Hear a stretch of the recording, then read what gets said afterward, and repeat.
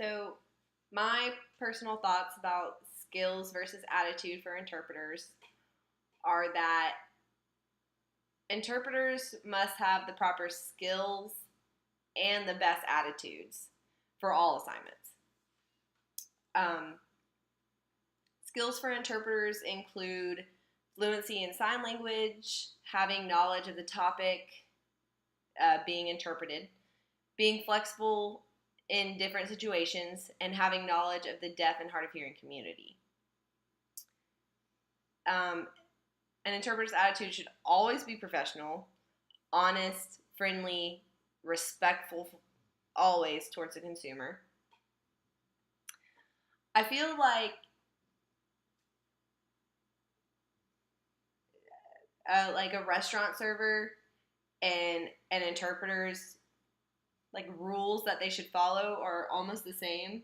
So like example, I'm a restaurant server and just like an interpreter, I need to know what I'm selling. I need to know what I'm trying to give to someone. I need to be familiar with the menu. I need to know the food. An interpreter needs to know the language. They need to know how to, how to interpret that language so someone can understand them. Also, a server must be, quick on their feet to make decisions. An interpreter must be quick with their hands to make decisions. Um, and a restaurant server and an interpreter must both have the same attitudes. For example, we need to be kind and respectful to our consumers and just be very honest. I have personally learned that if I am just very honest and direct with my customers, that 99% of the time they are very understanding and try to work with me. And that's the same in the deaf community. They see that you're trying and they are very patient with you and they try to work with you. I honestly learned that it's really all about the attitude and the smile. So that's my thoughts about that. My video reactions for video number 1. When I first watched it, my reaction was just disappointment. I know there are going to be situations in all interpreters' career that they're going to walk into one situation thinking that it's going to be one thing and then it ends up being a totally different thing.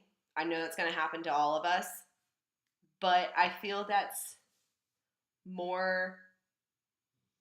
less likely to happen in a classroom situation because it's that interpreter's job to know the topic. It is that interpreter's job to learn that information if they do not know that information.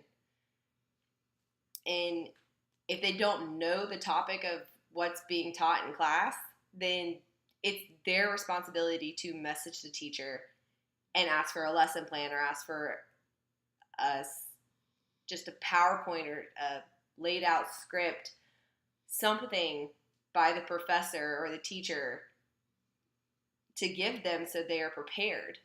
And I just think this interpreter walked into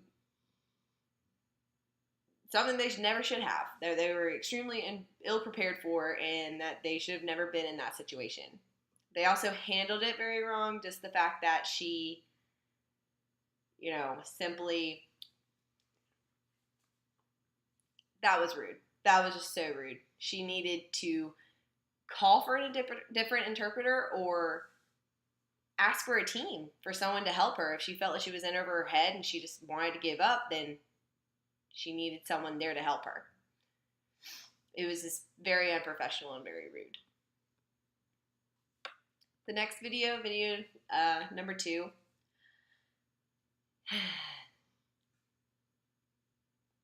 I feel like this is just sadly a very common situation for the deaf community and really for the hearing community to have.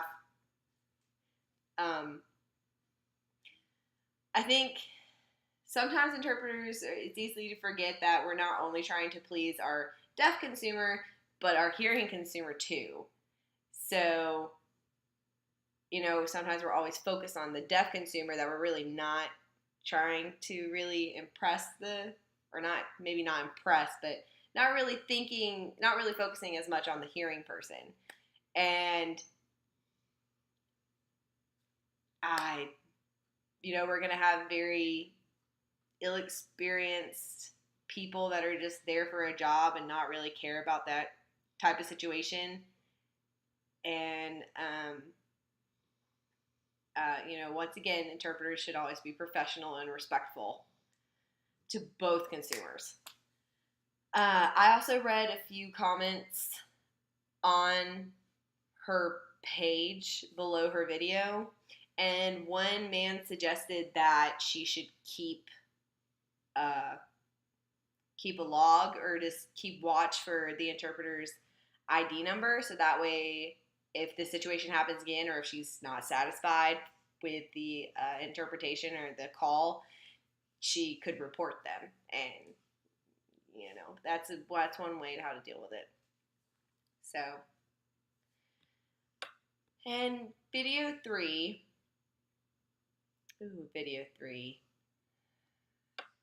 That awful interpreter was awful. I'm going to be totally honest. I only watched about a minute or a minute and a half of that. I couldn't watch anymore. It was just painful.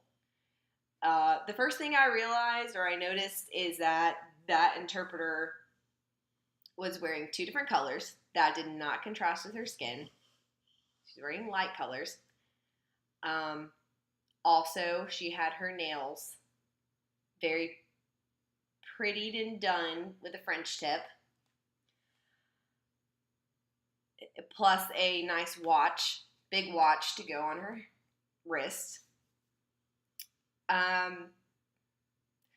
What was driving me insane is that she was mouthing everything. And she wasn't even using the proper, well, I just saw her more often than not use improper signs for words, for meaning, period. And for example, I saw her sign organize for logical. She mouthed logical while she signed organized. And okay. And also what I thought was so inappropriate is that when the other student asked the teacher a question, she did not interpret it. So that's keeping that student from possibly getting more information that no one else in the class would have thought of, and it could have been beneficial for the deaf student to know. So watching this interpreter was very painful.